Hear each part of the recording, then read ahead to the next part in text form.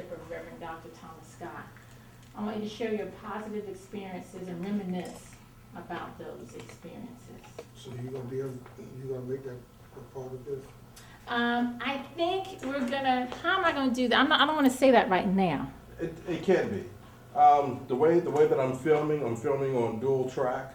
So we'll have video on one track and audio on the other track. So if you don't want to go with the audio, we could just put, if you don't want to use the video, we could just put the audio and have the pictures.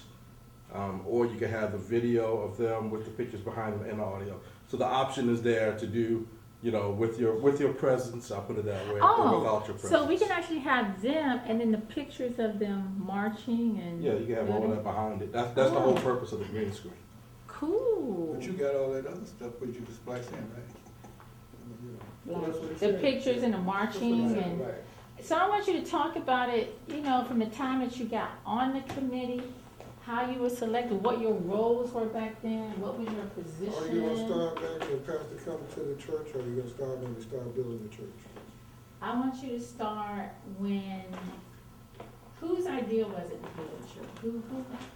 Well, one of the first things I asked Pastor Scott when he came, when we had the committee, Oh, we already had a committee. no, I'm saying, Oh. when we were the committee, bringing him in, I asked him, I said, do you see the need for having a new church? That's a good place to And start. he said, yes. And Okay. Sister Russell was one of the people who really wanted to see that thing through. So, Pastor, from the beginning, Pastor was interested in Okay, moving to a see, larger so church. y'all already started, so that's what you're gonna do, the whole thing, just walk through it. And if we need to cut and stop, we can stop, Mhm. right? Yeah. So, that's where you start, Deacon Kemp, and then just go on So that was the committee that. and see, some things are gonna come to you Full-time as you're committee. talking, So we actually started out with the full committee, Right. because that was part of the interview. so you gonna sit to, you gonna put Sister William in there? That's the first thing I said, Sister Wheeler, guess what she said? I'm gonna sit on the end. Sister William? You're the only female. Actually, That's the first thing I said to my dear sister. I see that sold you out. They sold you out quick, Sister William. Sure They sold you out Because I wanted quick. this lady next to me rather than this hard here.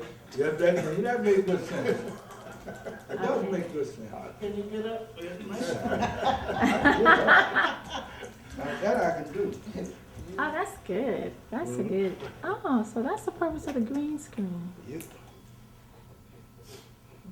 Because what I was gonna tell you too, being that I was, Do they when need I first a started mic? the Capital Fund campaign, Do they need a mic? I'm just gonna put one on the floor in front of I them. got it. And it'll be in that same. That'll be it. Okay. That'll be it. I feel like Until we got. No, it's no. That's when Don't. we started. They say don't make it more He wanted to know difficult. that you need the cameras. And I'm like, oh, no, he doesn't, but I'm sure he knows how to use it. Yeah, I could have fun if you wanted to. The paperwork Bring in was some of made. my kids and Everything we put on a could show use. down here if you like. And even before that, we started out with the bus, because when we bought that bus, they gave us, established some, credit. Okay, give me 1 minute and I'll be ready. All right, and No, don't, the air condition was paid cash for. Yeah, because that was, no, that air condition was donated by sister. That's all it was. okay, so now make sure that everybody says something, that you interject too. Test 1, 2. Test, test 1, 2. Oh, I forgot Sister Williams, I'm not saying anything. Sister Willie, you was on that, you were on that, what do you call it? I just said the word. Were there any key people on that committee that are deceased at this time? Russell and Brother Smith. Okay, so you can talk about the people that were on the committee. Brother Warren Smith was the person who went with pastor to all of the places that he had to go, the contractors, he was the sidekick during that time. Okay. Oh, well, see, that's a good point. Right, I do remember that. Right. Yeah, because he depended a lot on Brother Smith, going with him.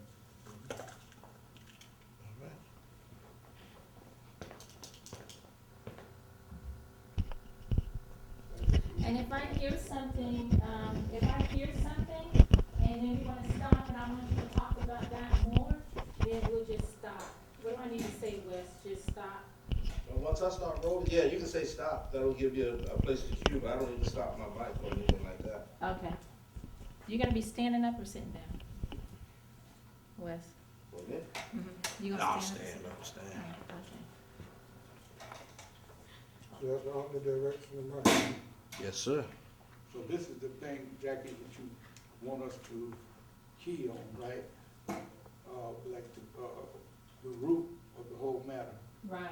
is what you're saying. Right, and I think what we're trying to establish here is that, you know, under his leadership, we were able to build this facility. Let me do a dry run on this. Of something that I observed, you know, under, when it began with the leadership.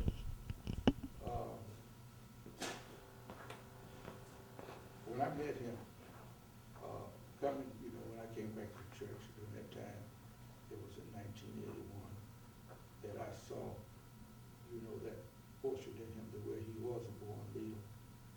And I knew that things were going to begin to change because of a message he sent to me, something he said that inspired me to, you know, to get back on track and, you know, move in and do what was right at that time.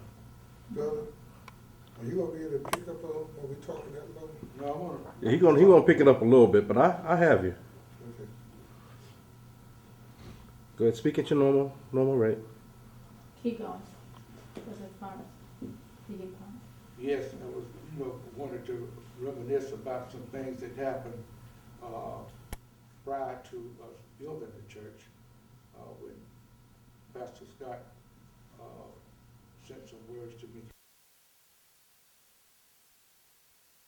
I was, you know, in the right place because there was something about him that really, really inspired me, you know, to follow him as a pastor.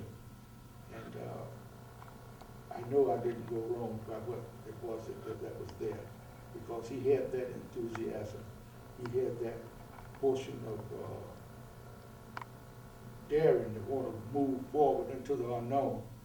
And because he didn't know exactly where we were going with it, but I think he was just inspired by the Lord to do his bidding at that particular time.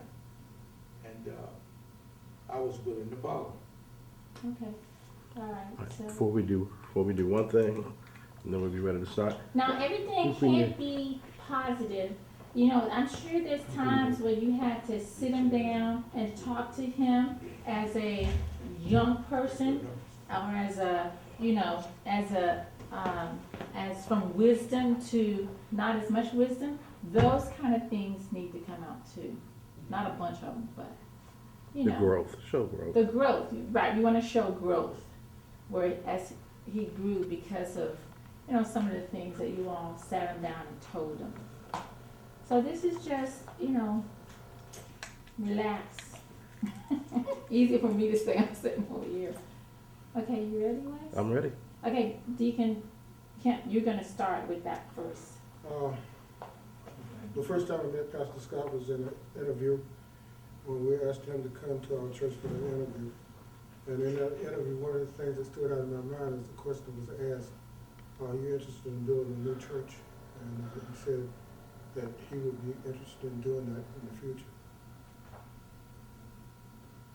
And the first thing that we did after he got there was get us a bus.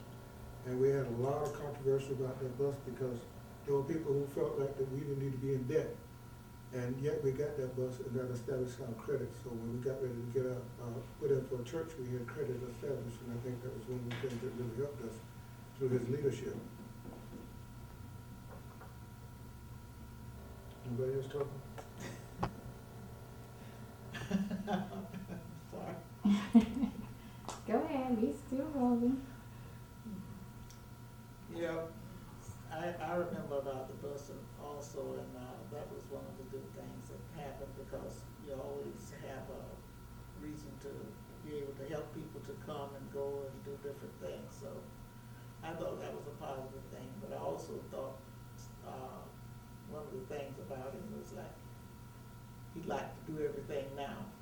I remember telling him when he came that you're young, you're just like my children, you're in that age group, so you can't do everything now, it takes time, but anyway, he listened sometime and sometime not, but we were able to work with him and do things that way. Well, some people just look back at that particular time that he was a man that was possessed and he was on a mission. Like he was trying to get something established and get it done. Just like you said, right now, I need to do this. You know, just like almost when you, hey, I got about 5 more minutes to live and I want to do this thing now. So let's go, let's move. And all of you, who are with me and want to get on board to move the church, to put the church into a position to help people, who are hurting, he had that enthusiasm. Yeah, I remember too when we walked around the property that was close to us, that was right there adjoining where we were, and, prayed about it. But then we got the idea about, the property that was up by Sister Russell's on 21st and 34th. And I recall then how we, investigated into getting that property. And we did get it, and I can remember standing out singing on Sunday afternoon and having little meetings out there.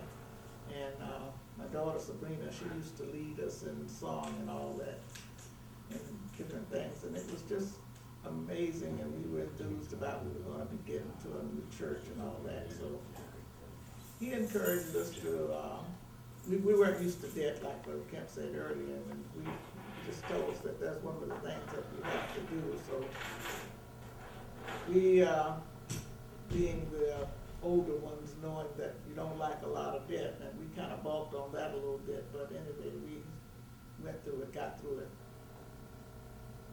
Yeah, and one of the persons that stayed by Pastor Scott's side during that time was Brother Owen Smith. Just about every meeting that he had with contractors, the bank, and everywhere else, Brother Smith would be along with him, and he told us about that. And one of the things I remember is that I was a treasurer at that time, and we were blessed because that was the only time that I really used the accounting. I set up a single entry accounting system, and every paper that the bank asked for through Pastor Scott, we were able to provide that, and none of them came back with any discrepancies. So that was one of the things that I believe helped us to be able to get a church, because we knew other people who were trying to make loans, but they couldn't make loans simply because they couldn't qualify. And with Pastor and him being the type person that he was and his personality, he was able to convince those people that we would be able to take care of it, even though we only had about 100 members at that time. Yes, but they were dedicated members, and the older ones, I can remember how they were always there. But Sledge and my father, Mr. Hankerson, and different ones that was always encouraging, and they are working with them and trying to help and giving direction and wisdom from their knowledge and everything. So it was an exciting time for some, and sometimes we weren't so excited about what was going on, but then we looked to the Lord from whence all our help come from, and worked things out. And so we finally got the property and started working toward getting a building put on it. How much? Talk about how much it cost, and how 100 people needed to get that much of a loan. Talk about that a little bit. But I believe when we first looked at the assessment and how much money it was going to be cost, when you hit that figure of $500,000, I believe a lot of people, ears went up. And I know people want $500,000. That's a lot of money. I said, and where we going to get? Who's going to give us that kind of money in this town? In my mind, I thought that. And knowing the people who were behind the fact that we chose Community Federal, one major person stood out, and that was Reverend Larry. Being one that helped spearhead the situation at the bank, and I felt a little comfortable, and I felt that if anybody would give us that loan, they would. Also, in the building of our church, you have to realize that we used all black contractors. Memphis was our main contractor, and we had a black electrician who did all the wiring in our church. So our church was really built by black men. And the brothers at that time, we had a strong brotherhood. Whatever pastor asked us to do, we got it done. Well, we went over there and cleaned up lots and tore out, cut down trees and hauled stuff away. The sad thing that happened, once we started the building, believe it or not, the fellowship hall trusses collapsed, and we had to start all over with that. And so I'm quite sure that a few people felt like that it wasn't in the plan for us to have that church because of some of the things that took place, even though we were blessed to be able to get that loan.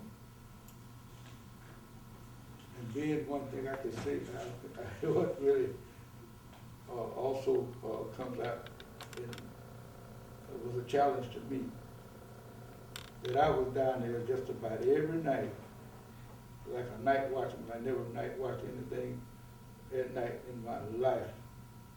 Sitting up there in that little green duster of mine, up until 6 o'clock in the morning, night after night after night. And I remember the time was Sister Scott brought me some sandwiches down there, something to drink. I never will forget that. But I was determined to do what the Lord had put in my heart to do. I know that some people might have said, they said, why in the world did he go over there and risk his life, you know, and sitting up in a place like that in a neighborhood like that. There was nothing wrong with that neighborhood because that's where I come from. But I did it until they put locks on the doors. Hey, bro, you forgot. What? You said that's the neighborhood when you come from? Yeah. I remember when I was coming up during that time, I couldn't walk through that neighborhood at night because it's all white. Well, I was only 3 blocks west of it. Okay. and it's so strange how the neighborhood changed over the years. Blacks moved in and whites moved out. We were able to build our church there on that big piece of property. And the sad part about it is we had the opportunity to get that property before Pastor Scott got there. And we would have got that whole block, except we did not want them. And that was the one thing that we went and talked to a Harvard in that group, and the guy said, we paid $25,000 for this whole square block, and y'all make us an offer. And we said, no, we're not gonna get in there. So without the leadership of Pastor Scott, we never would have made that jump. Okay, let me get y'all to hold 1 second. Yeah. Change our batteries. Okay. You know, like you said, the pulpit committee, the ones that brought Pastor Scott here in the first place, and then, you still have to, But y'all had a capital fund. That that was after we got got the church, After we we didn't got have in a the capital church. fund. We've never Yeah, but had- y'all took a picture on the steps of the old church, and it was Sabrina, and I know my mom was in it, y'all were in it. What committee was that? That It was was just a church. There wasn't a committee. That was, We did not really have a building committee as a church like we have today. It was an idea that was brought about by Pastor Scott as a vision, and the people got behind him. You got it, you And with didn't? the help of the Lord, we got that building, because if you look at the circumstances, we should never have been able to acquire it. We didn't even have any money in the bank. Okay, look at the, So, and one of the strange things about that, I talked to a deacon from another church about 15 years after we got that church. And he said that they had plenty of money in the church, but they could not get a loan. Yet we were able to get that loan. And that church has just been built, I guess, about 10 years, maybe 12 years ago. But we were able to get that loan with the number of people, because I think God was in the plan. That's the only thing that I can say, because I say 100, some say 150, some say 75. The membership roll, I didn't have access to that, but I did sit back there as a treasurer, because I was a treasurer during those years. And I could see the number of envelopes that came in. And the people who were really taking care of that church, it was only about 20% of us, just like it is today. But yet and still, we were able to secure that loan with the help of the Lord. And that's the only way I can put it. well, then they had, people like Sister McCall and all the others that were teachers and things, and that was, real helpful in being supportive of pastor and all, the Sledge, Sister Sledge, and those people that were, she had the church over in Hillsville and all, but they always considered themselves a part of, 22nd Street Church of God, so, anyway, you have, as we say, a lot of prayer and support. And most of, Pastor Scott's go-get-em attitude. If you think about the salary we paying Pastor Scott when he got there, you know we didn't have no money. Often he talks about that, but that was the truth. That was the best we could do as far as paying him a salary. And you just think about the amount of money that we were paying him in contrast of getting a $500,000 loan. It had to be the loan. How much? Hmm? How much? $50 a week. I hate to even say it. It was $50 a week. Okay. And I think sometime the $50 a week was late, right? Yes, oh, yeah.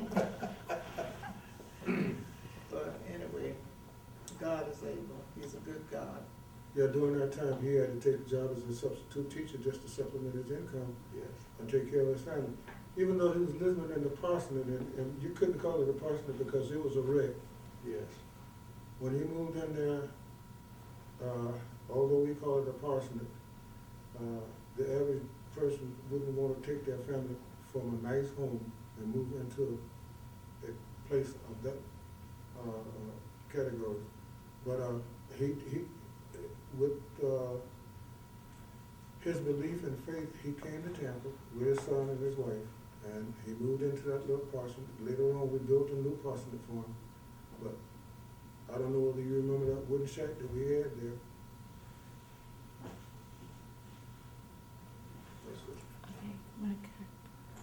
Okay, talk about the walk to the church. When you all finally, when you got the loan and you were approved, talk about how you felt. Like, we got the loan, it's approved, we're gonna build a new church. Tell me, can you remember? I remember we were excited about it, we were still wondering how we're gonna pay for it. We had no money, but we had some faith. And he had faith, that's what inspired the rest of us, because he was a believer. He preached like he was a believer.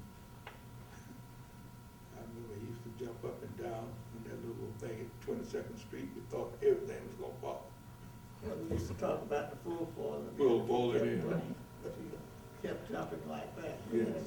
He was jumping so he could build a new floor, I guess. You know, you remember, just before he came, with Pastor Collins, before he left, we redid that whole pulpit, and had we not redid that whole pulpit, he probably would have gone through. Yes. And we can thank because he put a lot of time in on that floor. Yes, he did. Worked at night sometimes down there. Filling up that floor.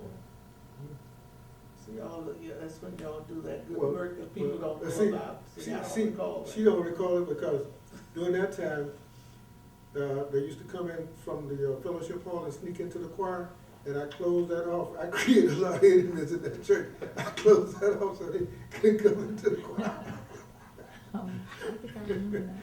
So that's why that church was set up like it was, with the mirror hanging up where you could see down, and Sister McCall could look in the mirror and see the choir because her back was to the choir.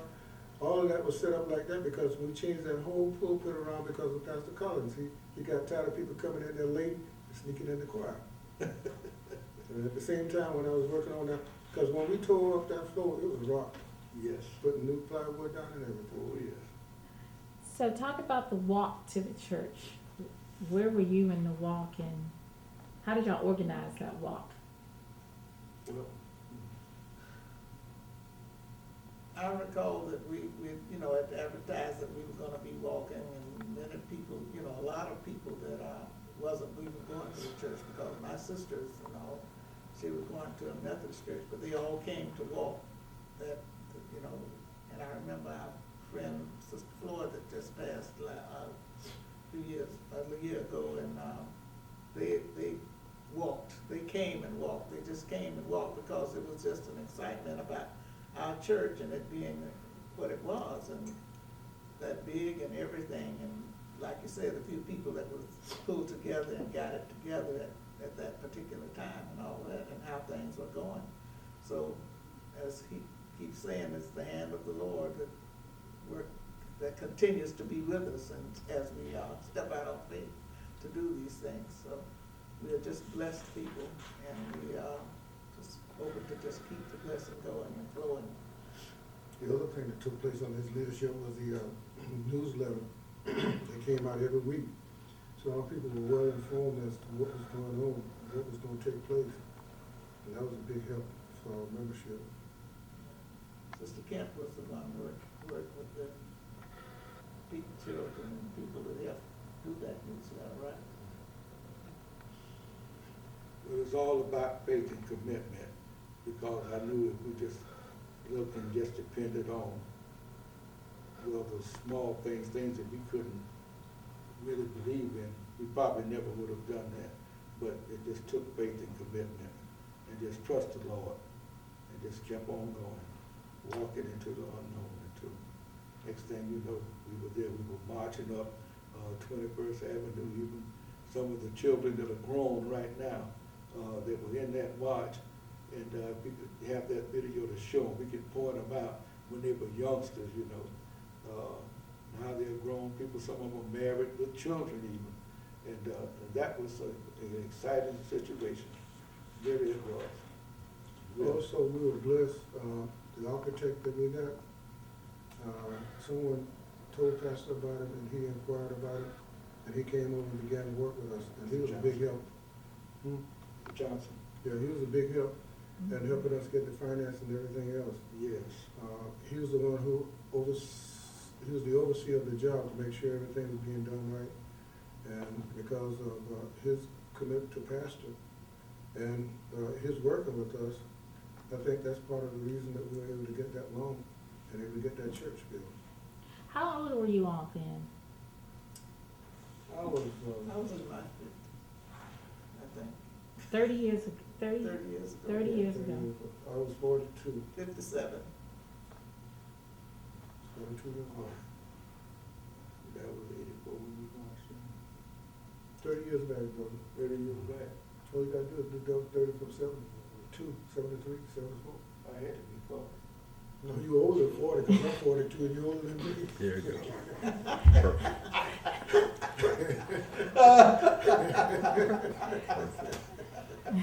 He wanna be a Jack Benny now. No. Oh, goodness. Okay, so I was 44. one, I think a final question. If you had to describe Brother Scott's leadership over the past 30 years, I want each of you to just kind of say what kind of leader he is and how he's been a part of your life. If you ask me, Pastor Scott is a person who has a mind, when he makes it up, it's hard to change it. And he will risk making a decision, even with your input, whether it comes out right or wrong. He will go the direction that he felt like that he was being led. And I come to realize that over the years, that changed, because I can remember back over 22nd Street Church of God, I went to Pastor and I said, Pastor, you know, when we're having certain parts of the service, people should not come into the church. And he said, well, Brother Kemp, we don't want people standing out in the aisle, so they can come on in as they get here. And we know what happened to that. He made a change completely. Now, during certain parts of our service, you don't walk into that church. So you can see how he has grown from that state as a young man into where he is at the present. It's just one of the examples. And, you know, as he matures, he sees a lot of these things, you know, that he probably didn't think it was taboo back when he was much younger. Case in point, walking through that back door from the narthex straight down the aisle, he said, distracts him. He wants you to go to either side, but don't come up the aisle, the middle aisle. And that's a sign of maturity there too.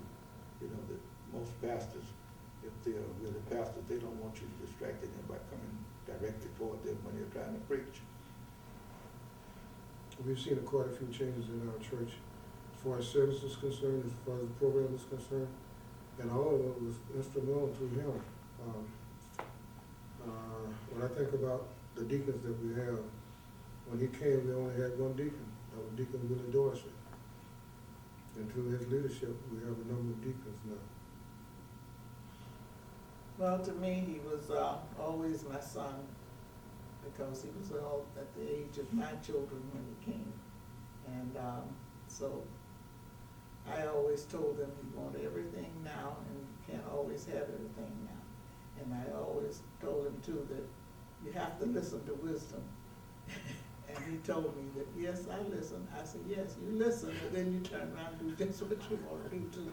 So I know that, like Brother Kemp said, if he gets his mind set on doing something, you can talk and you can listen, but he usually ends up doing what he's decided to do. Okay, I want to end on this. I want you to say, I love the church because, and then just finish this. Each of you say, I love the church because, and just give a brief. We'll start with Deacon Parks. Okay, Well, I know- one second. Okay. Go ahead. I love the church because when I arrived there, which has been a long time ago, prior to my becoming a part of the fellowship, I just felt a warmth. And I came, that was to a funeral, and that was to Brother Nathaniel Brewer's funeral, who was married to Sister Dorothy Carswell's sister. And we worked together. We were friends. We did a lot of stuff together as we were, kind of partners like. And I remember when they buried Nathaniel and they brought him in there, and I looked around, and every time I look around, I see a familiar face. Well, I said, wait a minute, all these people that I've been going to school with and living in this neighborhood where I'm living, was living, yeah, over half of them here in this church. And I said, well, and I thought about it. But I didn't immediately come back there, but when I met Sister Jessie May, that's where she was going. And when she told me about the 22nd Street Church in that little cut, I said, I know a whole lot of folk in there. And I felt comfortable because I said, I'm no stranger there.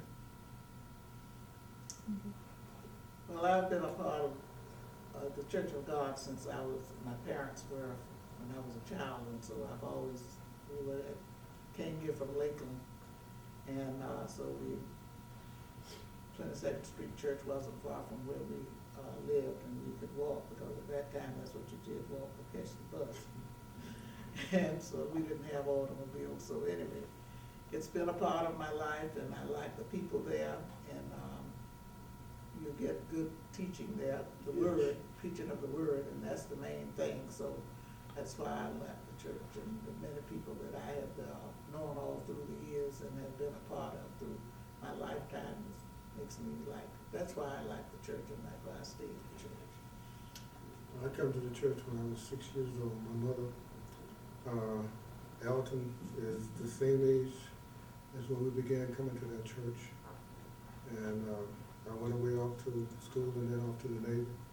And I came back, and in '73 I gave my life to Christ. And a lot of times I reflect on the church when I was a kid growing up, and there was something special about the 22nd Street Church of God. When I walked in there as a kid, it felt like it was so peaceful and lovely in that church.